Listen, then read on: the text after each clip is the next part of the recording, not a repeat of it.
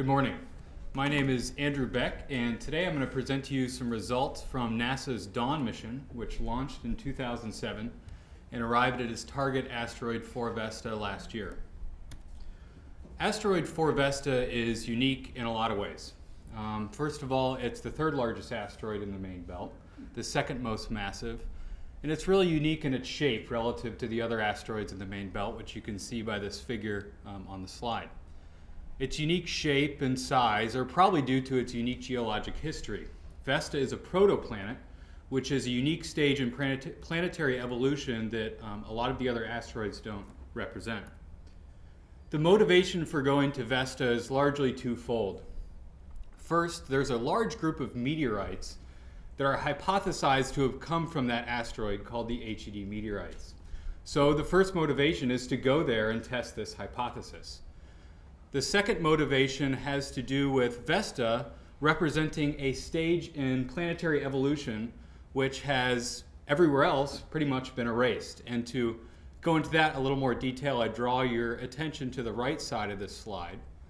The image on the top is an artist's rendering of our solar system at the very initial stages of planetary formation. It's a solar nebular disk where all of the planets start as dust. These dust particles accrete to larger and larger particles until they're the size of protoplanets in the bottom of those right two images, and they start to have enough heat to differentiate or start melting.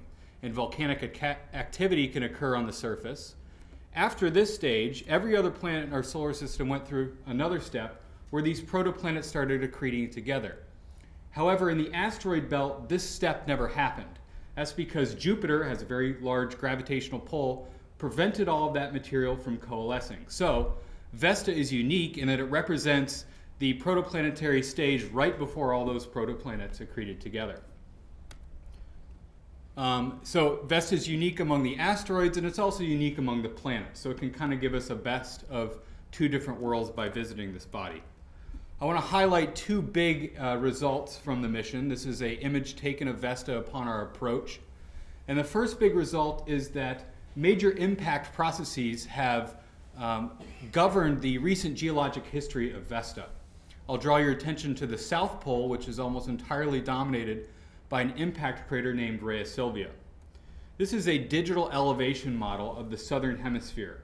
That means that hot colors are high elevation and cold colors are low elevation. What you can see here is that the center of this impact crater has a very large mountain. Typically in geology, we understand mountain building at its best can create mountains using hotspot volcanism, like on the Earth and on Mars, where we find the tallest mountain in the solar system. But the South Polar Mountain on Vesta rivals the tallest mountain in the solar system, and it was formed through impact processes. Much like a drop in water, there can be a lot of rebound on a planetary body that has low gravity like Vesta.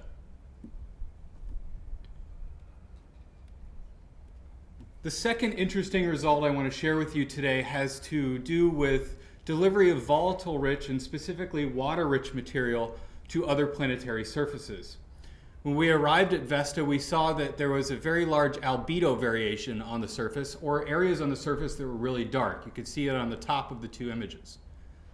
After we flipped our analytical instruments on, we saw that those dark areas were also very hydrogen-rich. The bottom map, again, is a heat map of hydrogen abundance, where red equals high concentrations. We expected Vesta to be relatively hydrogen poor, so we went back to the meteorites, and so part of the work we did here at the Smithsonian was to look in those meteorites that come from this body for a candidate lithology or a candidate product that might be causing the surface to be both darker and more hydrogen rich. What we found was that in a lot of these meteorites, in the thin sections, which is what you see on the right, there were these dark, more hydrogen-rich clasts that we identified as coming from an exogenic source from Vesta, or another meteorite that crashed into the surface of this asteroid. When we calculated the abundance of these dark hydrated clasts in the HED meteorites, we then calculated how much hydrogen they might contribute to the surface, and those two calculations, what we measured on the surface and what we calculated in the lab, matched almost exactly, supporting the hypothesis that this source of hydrogen is exogenic to Vesta. What's really interesting is when we look at the ages on the surface of Vesta. The map on the right is a heat map of surface age, so red is older. And we see that the hydrogen abundance, the areas with high hydrogen abundance, match those older surface areas very well. If we keep in mind that Vesta's surface is a record of the entire accretion from protoplanetary formation up until now, this is giving us a window into a delivery of hydrogen and water-rich material to other planetary surfaces throughout the solar system's history. So this might be an indication of one source of water to Earth, Mars, and some of the other planets. In conclusion, I want to draw your attention to the figure on the right, which was taken, well, it's not a picture that was taken, it's a model of where Dawn is now. Dawn left Vesta about a month ago and is en route to its second target, Asteroid 1 Ceres, which it's projected to arrive to in 2015. And if you can read that small font, it's a mere 58.3 million kilometers away. So with that, I thank you, and I'd be happy to answer any questions.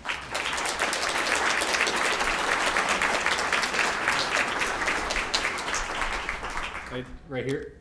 So are there any known objects that are composed primarily of that hydrogen-containing material? Yes, and that is a carbonaceous chondrite, which is another type of meteorite.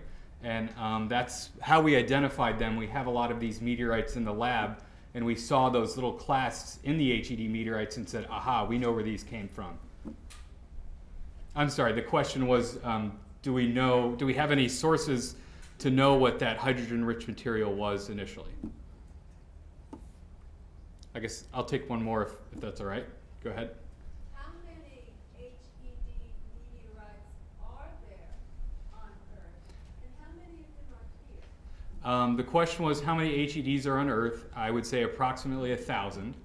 How many are here? Man, I don't know. Maybe 200 or 300 would be a rough guess, but don't quote me on that.